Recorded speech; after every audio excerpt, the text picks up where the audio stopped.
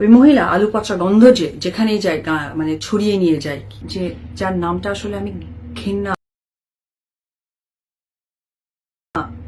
মানে এখনো বলছি ঘেন্না লাগে।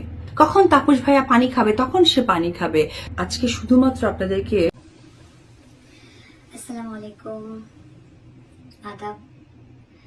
আমার যত ফ্যান ফলোয়ার, অবশ্যই আমার অনেক ভালোবাসার মানুষ যারা আছে, তাদের সকলের সাথেই আসলে কিছু কথা আমি শেয়ার করতে চাই।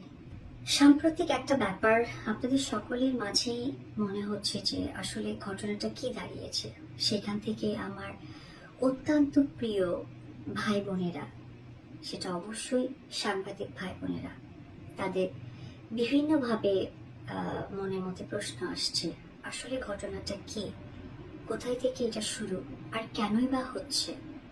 এবং গত 2-3 দিন আগে আবার একটি সেই ঘটনাকে ঘুরে ঘুরে আপনাদের সামনে আসছে। তো আমার সাংবাদিক ভাই বোনেরাও কিন্তু সে ব্যাপারে খুব স্বাভাবিক, তাদের কাজ সংবাদ সকলের কাছে পৌঁছানো। এবং যে দর্শকরা আছেন বা যারা সংবাদ পড়েন, আমাদেরকে ফলো করেন, বাংলা সিনেমা দেখেন, তাদের একটা ভালো লাগার ব্যাপার থাকে। এই বারবার আসলে চলচ্চিত্রে এই ব্যাপারগুলো আসা খুব বাজে একটা ব্যাপার। আপনারা জানেন আমি দীর্ঘ 17 বছর সিনেমা ইন্ডাস্ট্রিতে আছি। বিগত দিনে না আসলে এই ধরনের ফেস আমাকে করতে হয়নি, একদমই না। আমার আগে এত সুন্দর সুন্দরী নায়িকা নায়ক যারা ছিলেন, এক বাক্যে বলতে পারি, মানে যে নামগুলো একদম মানে স্বপ্নে অজান্তে চলে আসে, শাবনূর আপু, মৌসুমী আপু, পূর্ণিমা আপু, পপি আপু, মানে জাস্ট কিছু বলার নেই। তখন আরো সুন্দর সুন্দর নায়কদের আবির্ভাব ছিল। আমাদের রিয়াজ ভাই, ফেরদৌস ভাই, শাকিল ভাই, সানি ভাই, এই যে কত রকমের একটা ভরপুর যাকে বলে ইন্ডাস্ট্রি ছিল। বাট এরকম না কাদা ছড়াছড়িটা হয়নি। হ্যাঁ, কাদা ছড়াছড়িটা হয়নি, কারণ আমি এই মানুষদেরকে খুব কাছে থেকে দেখেছি। তারা না অত্যন্ত সরল সোজা, ক্রিমিনালি করে না। তো মানে কষ্ট হচ্ছে আমার, কারণ আমি অপবিশ্বাস হয়েছি চলচ্চিত্রের কারণে।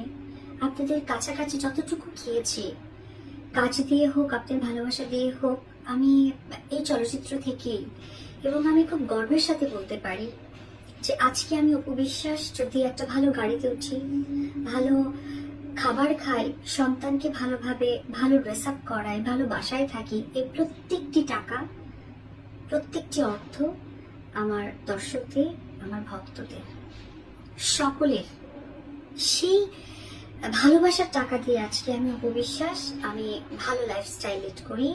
বাট এই যে মাঝে যে একটা ব্যাপার, আমি না ভাষা খুঁজে পাই না। যে চলচ্চিত্র তো সুন্দর জিনিস, সুন্দর জায়গা, প্রত্যেকটা সেক্টরেই কোনো না কোনো গ্যাপ থাকে, কোনো না কোনো অবস্থান থাকে। বাট এতটা মানে কাদা চেটাচেটি আসলে না প্রচন্ড ব্যক্তিত্বে লাগে। কারণ ব্যক্তিত্ব না আসলে মানুষের সবচেয়ে বড় আইডেন্টিটি, পারিবারিক শিক্ষা।